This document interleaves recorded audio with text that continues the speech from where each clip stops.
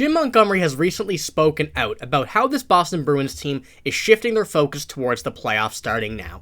Now, a recent line change made us question why this was going to be the case, and are they really preparing themselves for the playoffs right now? But we also have an update on some centers, and actually, the Bruins centers were ranked one of the worst in the NHL, according to The Athletic. So we're going to be touching on all of these topics here today. Before we do, though, we noticed that 95% of you guys watching right now are not subscribed to the channel. So if you're looking for a spot to stay up to date and keep up to date with all of your Boston Bruins news, you're in the right spot. Make sure to hit the sub button and join me along on this journey as we cover all of the Boston Bruins news, and we'll keep you up to date as everything happens. But like I said, we're going to start this one off here with Jim Montgomery and what he had to say about this team shifting their focus towards the playoffs. Now, this was from a media interview from the Boston Bruins themselves after practice today, and he goes on to say, "The plan all along was when we hit March, our focus is to get ready for the playoffs.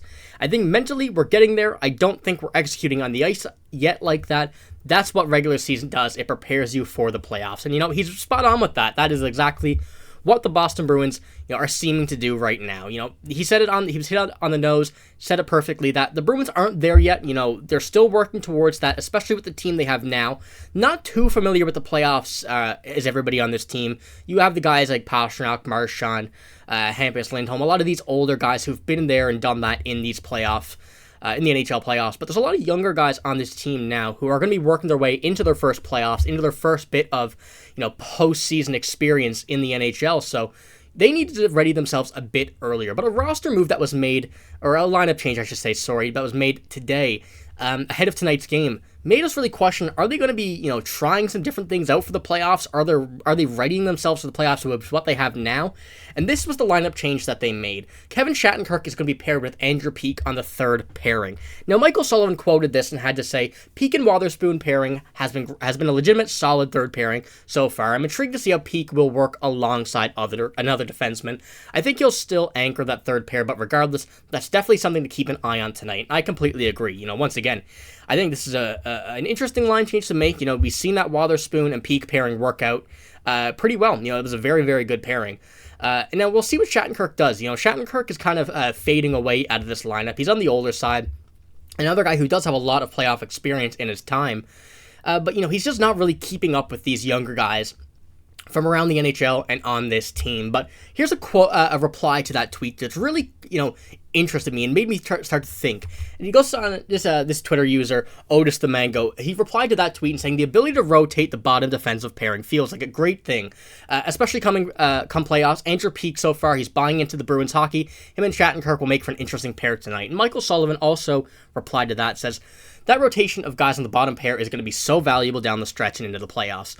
Some guys sick, you rotate them. A guy's tired, you rotate them. Guys hurt, you rotate them." It's simple as that. It's amazing. Another chess move from Sweeney, as he says there. But, this is a very good move. This adds another layer to what they're doing on this roster for playoff time and starting ahead of it.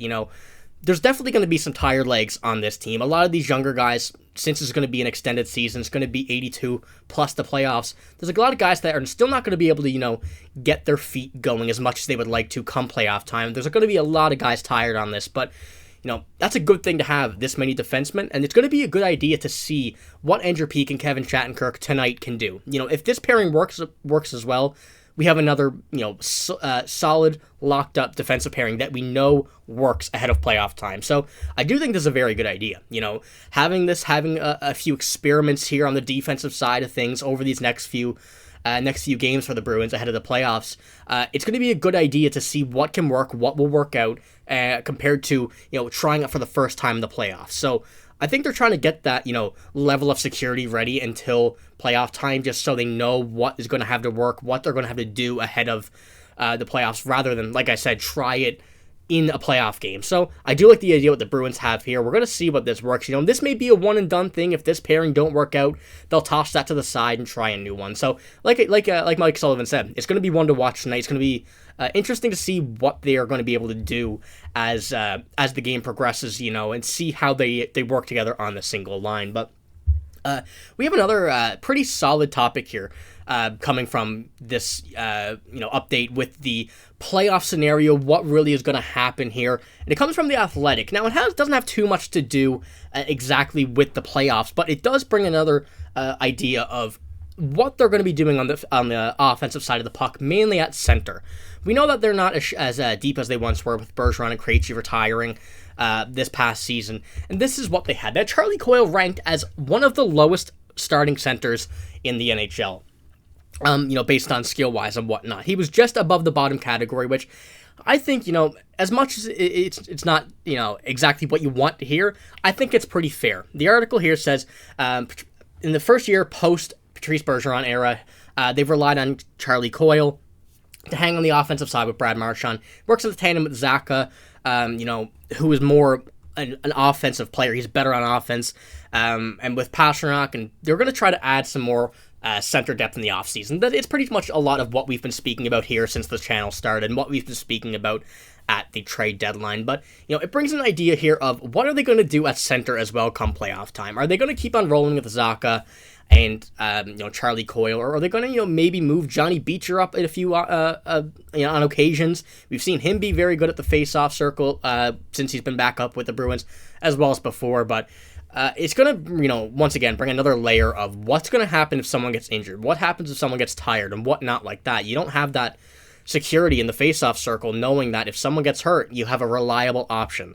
So this is going to be another thing to watch over these next few games. Maybe they start moving some forwards around, trying some different line combinations, and something I just wanted to, take a look at as things went on here. I'll pull up the centers under contract right now. These are the ones that, have played center this season, have been pretty consistent on the dot, and their contracts of what they're on. So you can see right now, there's only one that is going to be expiring after this season, and that is Jesper Boqvist, who likely will be re-signed since he is an RFA.